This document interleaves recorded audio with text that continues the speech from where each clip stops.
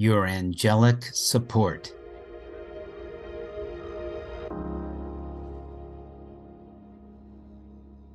Philip Montrose here. My wife and partner, Jane Montrose, and I help people step up and tap into the heart and soul of coaching and healing.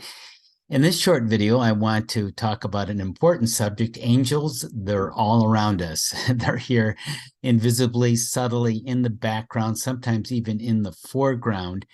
And it may be subtle, but it's been written about throughout history in religious texts. Christian texts talk about angels like Archangel Michael as a protector, and Archangel Gabriel as a messenger.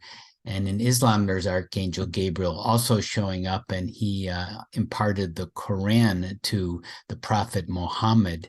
And in the Old Testament, Abraham was saved, prevented from sacrificing his son Isaac by an angel. And there are many, many references, as you know. There's something that we can draw on today in this very moment for our support, our upliftment, this wonderful emotional love and support that angels willingly provide. And it can help awaken us on our mission and purpose and to awaken others as well. So, why connect with angels? Well, they are beings of pure love, which is pretty wonderful in itself, which means they're going to uplift your spirits. They'll improve the quality of your life because the angels have such a pure message and a pure essence and energy that will impart into you and translate into some of your energy and uplift you and be a wonderful resource to draw on. And in turn, it's going to accelerate your own spiritual development. So for us, my wife and partner, Jane Montrose, and I, we've been drawing on angels, connecting with them in recent times, especially for their presence, their energy, their purity. And our students and clients, too, connect with them and report wonderful results with the angelic support. So first, a little note here, angels and archangels, just terminology. There are different orders of angels. They're all of pure love, but some are more individual, more guardian angels, and archangels are of a different order, a higher order, and they have a broader perspective and purpose, and they may work with large groups, say, with an expanded consciousness. The term itself, archangel, comes from the Greek arch, A-R-C-H-E, which means ruler, and angelos, which means messenger. And the L in the angel is found at the end, and that means of God. So you have the archangels and you have the guardian angels. You're more individualized or individual protector, connector angels for each of us.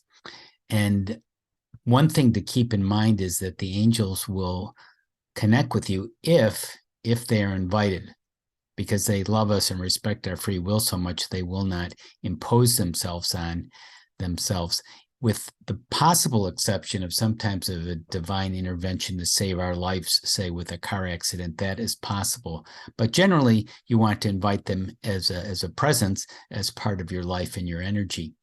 And the angels may respond to you by sending you love, maybe sending uplifting messages, healing, support, and you can kind of watch for them, and signs that might appear might be signs on the road, or a song you're listening to, or a book you're reading, might be an image you see in the cloud wings, or it might be feathers on the ground. That's often an angelic reminder as well.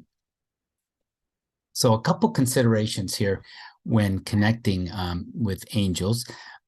Besides asking, as I said, inviting their support, you want to be in a centered, grounded place when you connect with angels for yourself, because this will help you be more receptive and be more authentic to the experience, more open, more feeling gratitude and love in your state of mind, in your state of being. So be grounded, be centered, and also seek the highest good for everyone concerned when you're connecting with angels. You may have a purpose, helping them heal or support you or others.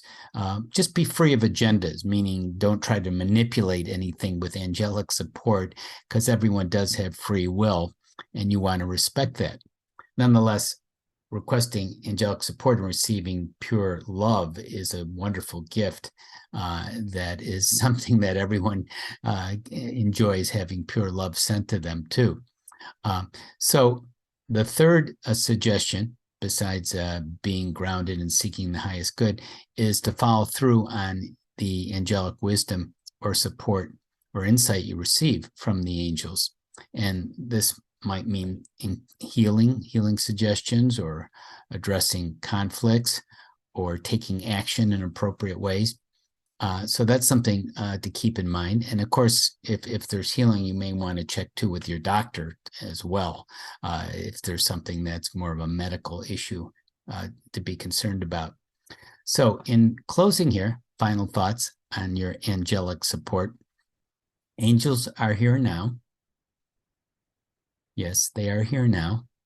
And they're an extraordinary part of the universe, devoted to love. And we'll just kind of, since we talked about Michael earlier, let's bring Michael in for a moment. Yes, I protect you with divine love and grace.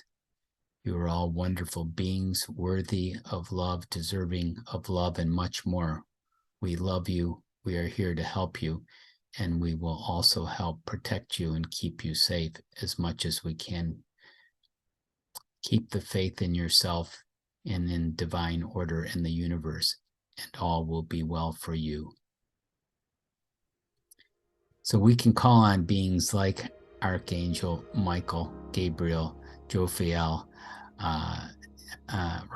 Raphael. There are many archangels, and our own guardian angels, as I said, are there more subtly there sometimes. And to help you connect with angels, we have an Angelic EFT Emotional Freedom Technique gift set. So this Angelic EFT gift set is a unique resource you may want to access to help you have more ease and clarity and depth of experience as you receive your angelic support.